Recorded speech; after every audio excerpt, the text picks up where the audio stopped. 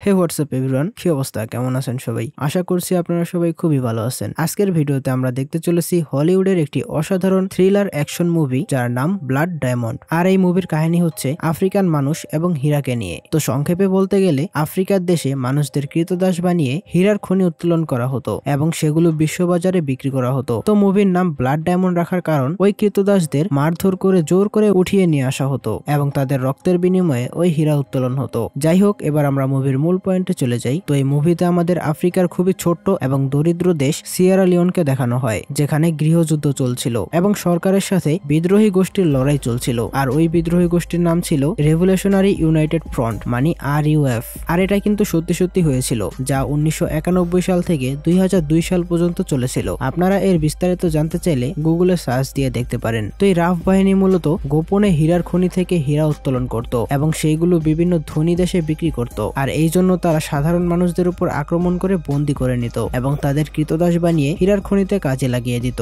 আর তারা হীরা বিক্রি করে যে টাকা পেত তা দিয়ে বিভিন্ন ধরনের শক্তিশালী অস্ত্র কিনত, যা দিয়ে তারা সরকারের বিরুদ্ধে লড়াই করবে। এরপর আমাদের সলেমন নামের একজন লোককে দেখানো হয়। সে তার পরিবারকে নিয়ে সিয়েরা লিওনের খুবই ছোট্ট একটি শহরে বসবাস করত, কিন্তু এরপর সেখানে ওই বিদ্রোহী গোষ্ঠীরা আক্রমণ করে এবং সবার উপর এলোপাথারি ফায়ার করতে থাকে, যার কারণে সেখানে প্রচুর লোক মারা যায়। আর যারা জীবিত ছিল তাদের মধ্যে যারা একটু দুর্বল ছিল তাদের হাত কেটে দেওয়া হয়, কারণ তারা ওই হাত দিয়ে সরকারকে ভোট দিয়েছে। এবং তাদের মধ্যে যারা একটু শক্তিশালী বা স্বাস্থ্য সবল ছিল তাদের বন্দী করে নেওয়া হয়, মানে তাদের দিয়ে হীরার খনিতে কাজ করাবে। তো তখন আমরা দেখি ওই বিদ্রোহী গোষ্ঠীর হাতে সোলেমন ধরা পড়ে যায় আর তারা সোলেমনের হাত কেটে দিতে চায়, কিন্তু তখন বিদ্রোহী গোষ্ঠীর কমান্ডার বলে ওকে বন্দী করে হীরার খনিতে নিয়ে চল। এরপর আমাদের সেই হীরের খনির জায়গাটি দেখানো হয়। তো এই জায়গাটি ছিল খুবই ডেঞ্জারাস একটি জায়গা, যেখানে কৃতদাসদের উপর কড়া নজরদারি চলতো। ধরুন কেউ যদি হীরে পেয়ে সেটা লুকোনোর চেষ্টা করে তাহলে তাকে সেখানেই মেরে ফেলবে। তো অপরদিকে আমাদের আরেকজন চরিত্রকে দেখানো হয় যার নাম ছিল ড্যানি। সে ছিল বিদেশি নাগরিক আর সে মূলত এখানে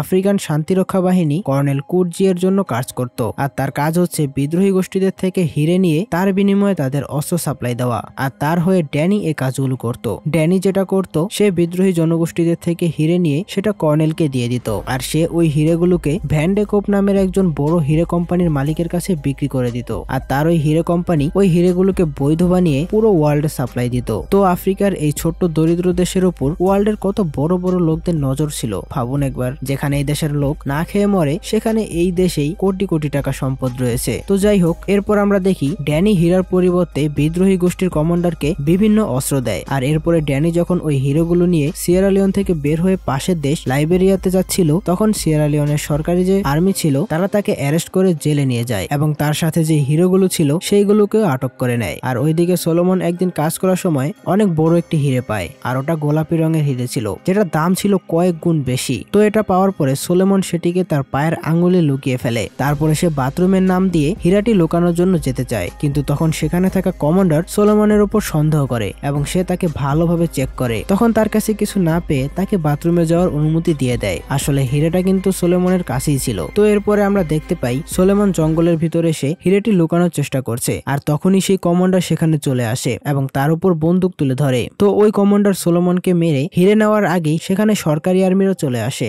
আর তার সাথে সেখানে থাকা সবার উপর আক্রমণ করে এবং যাকে সামনে পাচ্ছিল তাকেই গুলি করে মেরে ফেলছিল। তো সরকারি আর্মিদের এই ভয়ঙ্কর অভিযানে বিদ্রোহী গোষ্ঠীর কমান্ডার খুবই আহত হয়, আর এই সুযোগে সোলোমন ওই হিরেটি লুকিয়ে ফেলে। এরপরে ওই আর্মিরা সোলোমন এবং সেই কমান্ডারকে বন্দী করে জেলে নিয়ে আসে। আর সেখানে গিয়ে ওই বিদ্রোহী গোষ্ঠীর কমান্ডার বলে সোলোমনের কাছে অনেক মূল্যবান একটি হীরা রয়েছে, আর যে আমাকে ওই হীরাটি এনে দিতে পারবে তাকে আমি অনেক টাকা উপহার দেব। কিন্তু তখন সোলোমন অস্বীকার করে যে তার কাছে কোনো হিরে নেই। আর ড্যানিও কিন্তু এই একই জেলেই ছিল। সে তখন এই হিরে সম্পর্কে সকল কথা শুনে ফেলে। তখন ড্যানি মনে করে সোলোমনের কাছে হয়তো সত্যি সত্যি হিরে রয়েছে, তাই সে জেল থেকে বের হয়ে তার বন্ধুকে বলে যে করেই হোক সোলোমনকে জেল থেকে ছাড়ানোর ব্যবস্থা করো, কারণ ওর কাছে বহু দামি একটি হীরা রয়েছে। তো এরপরে ড্যানি সোলোমনকে মুক্ত করে ফেলে এবং সে বারে গিয়ে টাকার বিনিময়ে একটি বন্দুক নেয়। আর আমরা দেখি সেই বারেই ড্যানির সাথে পরিচয় হয় ম্যাডি নামের একজন মেয়ের সাথে, যে কিনা সাংবাদিক ছিল। তো এরপর তারা কথা বলতে থাকে এবং কথা বলতে বলতে ড্যানিও জেনে যায় যে সে একজন সাংবাদিক। তখন ম্যাডি ড্যানির কাছ থেকে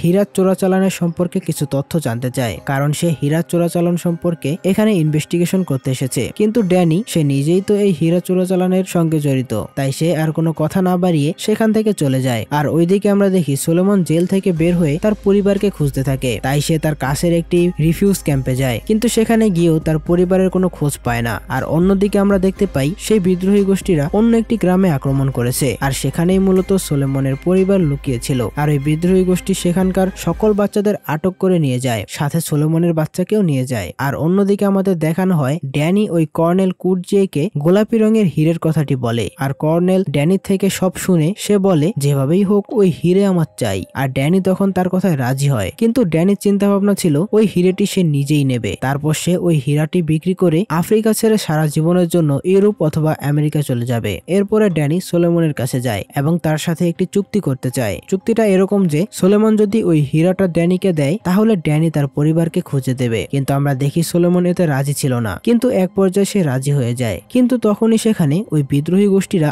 আবার হামলা করে আর চারদিকে হইচই পড়ে যায়। তখন ড্যানি এবং সোলেমন একটি বাড়িতে এসে লুকিয়ে পড়ে, আর সেখানে অলরেডি অনেক মানুষ লুকিয়েছিল। আর যখন রাত হয় তখন তারা সেখান থেকে পালিয়ে আসে। আর এরপরে সোলেমন এবং ড্যানি একটি শিবিরে যায়, আর সেখানে গিয়ে ম্যাডির সাথে ড্যানির আবারও দেখা হয়ে যায়। তো ম্যাডি যেহেতু একজন সাংবাদিক, তাই অনেকের ডাটাবেস বা তথ্য তার কাছে রয়েছে, তাই ড্যানি ম্যাডিকে বলে সে যেন সোলেমনের পরিবারকে সাহায্য করে। তো এতে ম্যাডি প্রথমে রাজি হয় না, কিন্তু তারপরে সে একটি শর্তের বিনিময়ে রাজি হয়। আর সত্যটি হচ্ছে ডায়মন্ডের কালো বাজারে যত তথ্য রয়েছে সব তথ্য ড্যানি ম্যাডিকে দেবে। তো এরপরে তারা তিনজন সাংবাদিকের ছদ্মবেশ ধরে একটি রিফিউজ ক্যাম্পে যায়, আর সেখানে গিয়েই সোলেমনের সঙ্গে তার স্ত্রীর দেখা হয়, কিন্তু সে তার ছেলেকে দেখতে পায় না। তাই সে তার স্ত্রীর কাছে তার ছেলের কথা জানতে চাইলে তার স্ত্রী তাকে বলে বিদ্রোহী গোষ্ঠীরা তার ছেলেকে ধরে নিয়ে গেছে। আর এটা শুনে আমরা দেখি সোলেমন কষ্টে এবং রাগে পাগলামি শুরু করে, কিন্তু এতে করে কোনো লাভ নেই। আর তার পরিবারকে সে দেখতে পেলেও তাদের এখান থেকে বের করতে পারবে না, কারণ তারা এখন সরকারের হাতে রয়েছে। তো এরপরে সোলেমন ড্যানিকে ডায়মন্ডের লোকেশন বলে দেয়, আর তারপর ড্যানি ও মেডিকে একটি ডায়েরি দেয়, যেটাতে এই হীরের কালোবাজার সম্পর্কে সকল ইনফরমেশন ছিল।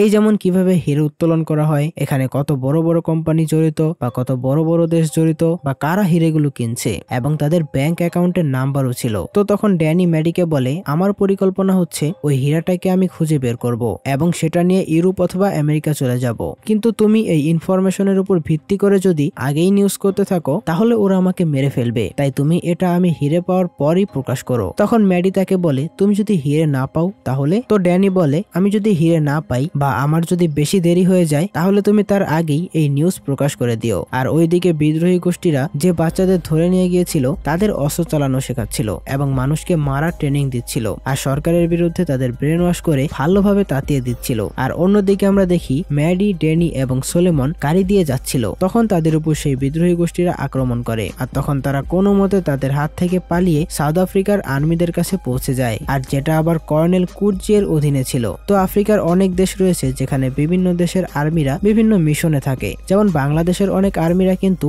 এখন আফ্রিকার বিভিন্ন দেশে রয়েছে। তো যাই হোক, এরপরে ড্যানি তাদের সবাইকে নিয়ে সেই কর্নেল কুটজিয়ের সাথে দেখা করে, আর সেখানে গিয়ে ড্যানি জানতে পারে কর্নেল কুটজিয়ে ওই বিদ্রোহী জনগোষ্ঠীর উপর ভীষণ ক্ষেপে গেছে, তাই সে তাদের উপর ফাইনাল একটা অ্যাটাক করার জন্য প্রস্তুতি নিচ্ছে, যাতে করে দখল হওয়া জায়গা থেকে ওদের দূর করতে পারে। তো ড্যানি মূলত এসবের ভিতর ঢুকতে চাইছিল না, কারণ তার তো দরকার শুধু ওই ডায়মন্ডটি, তাই সে সোলেমনকে নিয়ে সেখান থেকে পালিয়ে যায়। আর যাওয়ার সময় ড্যানি ম্যাডির সাথে বেশ কিছুক্ষণ কথা বলে, আর সেখানে তাদের দেখে আমরা বুঝতে পারি তারা একে অপরকে পছন্দ করতে শুরু করেছিল, কিন্তু এটাই হয়তো তাদের শেষ দেখা। তো এরপর ড্যানি এবং সোলেমন সেই হীরার লোকেশনে যাওয়ার জন্য হাঁটতে থাকে, কিন্তু যাওয়ার পথে আমরা দেখি সোলেমন অন্য রাস্তা ধরে হাঁটতে থাকে। তখন ড্যানি জিজ্ঞেস করে তুমি কোথায় যাচ্ছ, কারণ হীরের রাস্তা তো অন্যদিকে। তো তখন সোলেমন বলে আমি আমার ছেলেকে উদ্ধার করতে যাচ্ছি। তো তখন তাদের বিষয়টা এমন হয়ে গিয়েছিল যে সোলেমন চায় তার ছেলেকে উদ্ধার করতে, আর ড্যানি চায় ওই হীরেটিকে। তো এই বিষয়টি নিয়ে তাদের ভিতরে তখন ঝগড়া শুরু হয়, আর ঝগড়ার এক পর্যায়ে সেটা হাতাহাতিতে রূপ নেয়। আর তখন ড্যানি সোলেমনের উপর বন্দুক তুলে ধরে। তখন সোলেমন বলে আমার ছেলে আমার জীবনের থেকেও বেশি দামি, তাই আমার জীবন দিয়ে হলেও আমার ছেলেকে আমায় বাঁচাতে হবে।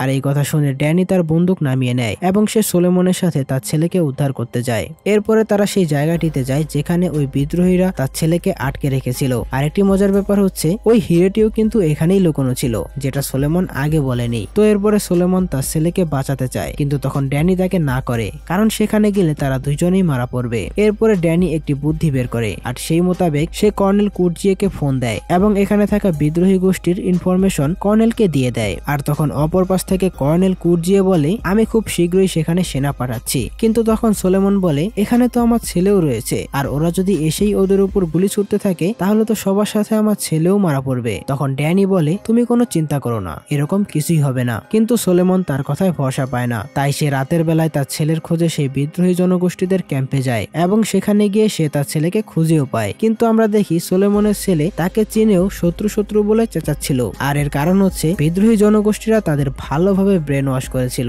আর এই জন্য তারা এখন সরকার সহ পুরো দেশের মানুষকেই তাদের শত্রু ভাবতে শুরু করেছে। তো যাই হোক, এই কারণে সোলেমন ধরা পড়ে যায়। আর এইসব কিছুই কিন্তু দূর থেকে ড্যানি দেখছিল, কিন্তু তার হাতে কিছুই করা ছিল না। সে শুধু অপেক্ষা করছিল কখন কর্নেল তার সেনাদের পাঠাবে। ওইদিকে ক্যাম্পে সোলেমনের সামনে আমরা সেই কমান্ডারকে দেখি যে সোলেমনকে হিরে লুকাতে দেখেছিল। তো সে এসে সোলেমনের গলায় চাকু ধরে তাকে ভয় দেখায় এবং বলে, সেই হিরেটি কোথায় লুকিয়ে রেখেছিস সেটা এখনই আমাকে বল। কিন্তু আমরা দেখি সোলেমন কোনোভাবেই তাকে সেই হিরের সন্ধান দেয় না। এরপরে কমান্ডার বলে, তুই যদি আমাকে হিরের সন্ধান না দেস তাহলে আমি তোর সামনেই তোর ছেলেকে মারবো এবং তোর পরিবারকে খুঁজে তাদেরও মেরে ফেলবো। আর এসব শুনে সোলেমন খুবই ভয় পেয়ে যায়, তাই সে হিরের সন্ধান দিতে রাজি হয়। কিন্তু তখনই সেখানে কর্নেল কুর্জিয়ে তার দল নিয়ে হামলা করে এবং তারা এলোপাথারি সবার উপর গুলি চালাতে থাকে। আর এই সুযোগে সোলেমন করে কি, ওই বিদ্রোহী কমান্ডারকে মেরে ফেলে। আর ওখানের অবস্থা খুবই ভয়াবহ ছিল। এরপরে যখন সোলেমনের ছেলে প্রায় মারাই পড়বে তখন ড্যানি এসে তাকে বাঁচিয়ে নেয়। তো এরপরে পরিস্থিতি স্বাভাবিক হওয়ার পর কর্নেল সোলেমনের কাছ থেকে হিরের সন্ধান চায়, কিন্তু সোলেমন বলে সে বলবে না।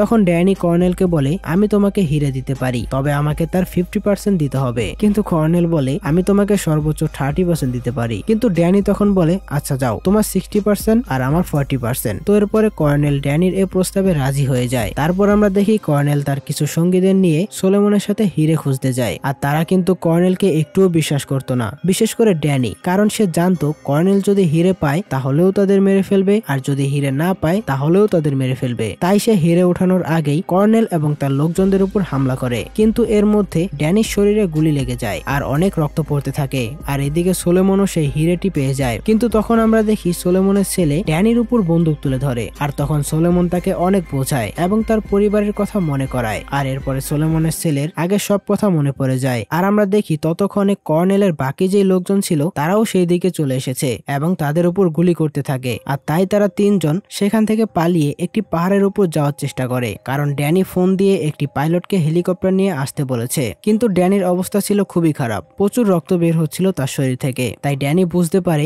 সে পাহাড় পর্যন্ত পৌঁছাতে পারবে না, তাই সে সেখানেই থেমে যায় এবং সেই হিরেটি সোলেমনের হাতে দিয়ে বলে, এই হিরেটি দিয়ে আমি একটি ডিল করে রেখেছি, তাই তুমি যদি হিরেটি নিয়ে জায়গা মতো পৌঁছাতে পারো তাহলে তোমাকে ভালো একটা দেশে থাকার ব্যবস্থা করে দেবে এবং ভালো একটি জীবন উপহার দেবে, যেখানে তুমি তোমার পরিবার নিয়ে সুখে শান্তিতে থাকতে পারবে। আর তুমি আমার বন্দুকটি নাও, কারণ তোমার কাছে এত দামি হীরা রয়েছে, সেটা জানতে পারলে যে কেউই তোমার উপর আক্রমণ করতে পারে, আর আমি হয়তো এখানেই মারা যাব, তো তুমি তোমার জীবন নিয়ে সুখী হও। এরপরে ড্যানি এটাও বলে, এখান থেকে গিয়ে তুমি ম্যাডির সাথে দেখা করো, সে তোমাকে এই বিষয়ে সাহায্য করবে। তো এরপরে সোলেমন সেখান থেকে চলে যায়। আর তখন ড্যানি ম্যাডিকে কল করে এবং তাকে বলে, সোলেমনকে তুমি সাহায্য করো। আর সে এটাও বলে, আমাদের খুবই অল্প সময়ের জন্য দেখা হয়েছিল, কিন্তু আমরা কেউ কাউকে আমাদের ভালোবাসার কথা বলতে পারিনি, কিন্তু আজ বলছি আমি তোমাকে খুব ভালোবেসে ফেলেছিলাম। আর এই কথা বলেই ড্যানি শেষ নিঃশ্বাস ত্যাগ করে। তো ড্যানি মূলত সিমন্স নামের একজন লোকের সাথে হিরেটি নিয়ে একটি ডিল করে রেখেছিল। আর সেই ডিল অনুযায়ী সোলেমন তার পরিবারকে নিয়ে ইংল্যান্ডে বসবাস করবে এবং তাকে বাড়ি গাড়ি সহ আর প্রচুর টাকা দেওয়া হবে। তো সিমন্স কিন্তু ওয়ার্ল্ডের সবচেয়ে বড় হিরে চোরা কারবারের একজন ছিল। তাই সোলেমন যখন সিমন্সের সাথে ডিল করছিল তখন ম্যাডি লুকিয়ে লুকিয়ে সবকিছু কভার করে এবং সেই অনুযায়ী সে একটি ম্যাগাজিন প্রকাশ করে। আর সেখানে এই হীরার ব্যবসার পিছনে কি ভয়ানক এবং জঘন্যতম ব্যাপার রয়েছে তা সামনে আনা হয় এবং সবাইকে বোঝানো হয় এই হীরার জন্য যে কত মানুষকে তাদের জীবন দিতে হয় এবং কত বড় বড় দেশ ছোট ছোট দেশের উপর অশান্তি সৃষ্টি করে। এবং সবাইকে এটাও বোঝানো হয় যে সবাই যেন এই চোরাই হীরাকে বয়কট করে, কারণ এই হীরে যদি সবাই বয়কট করে তাহলে ওই হীরা আর বিক্রি হবে না, আর এর ফলে এত এত মানুষকে জীবন দিতে হবে না এবং ছোট দেশের উপর বড় দেশগুলো অশান্তি সৃষ্টি করতে পারবে না। এরপরে আমরা একদম শেষের দিকে দেখতে পাই সোলেমন একটি সংবাদ সম্মেলনে এসে এই হীরে চোরা কারবারির পেছনের ইতিহাস দুনিয়ার সামনে তুলে ধরে। আর এর ফলে এটা নিয়ে অনেক নিউজ হয় এবং পুরো ওয়ার্ল্ডে বড় বড় 40টি কোম্পানি একসাথে চুক্তি করে যে তারা আর এই চোরাই হীরা কিনবে না। তো এর মাধ্যমেই আজকের এই অসাধারণ মুভিটি এখানেই শেষ হয়। পুরো মুভিটি দেখে আমরা আরো ভালোভাবে বুঝতে পারি যে আফ্রিকার মানুষরা কিসের মধ্যে দিয়ে জীবন যাপন করে এবং তাদের জীবনে কত কষ্ট। ওদের দেশে কোটি কোটি টাকা সম্পদ থাকা সত্ত্বেও ওরা খাবারের অভাবে মরে। তো যাই হোক, আজকের এই মুভিটি আপনাদের কাছে কেমন লাগলো সেটা অবশ্যই আমাদের জানাবেন। আর আমাদের ভিডিওগুলো দেখে যদি আপনাদের কাছে ভালো লাগে তাহলে আমাদের সাপোর্ট করে আমাদের পাশেই থাকবেন। তো দেখা হবে পরের কোনো এক ভিডিওতে। ততক্ষণ সবাই ভালো থাকবেন, সুস্থ থাকবেন। আল্লাহ হাফেজ।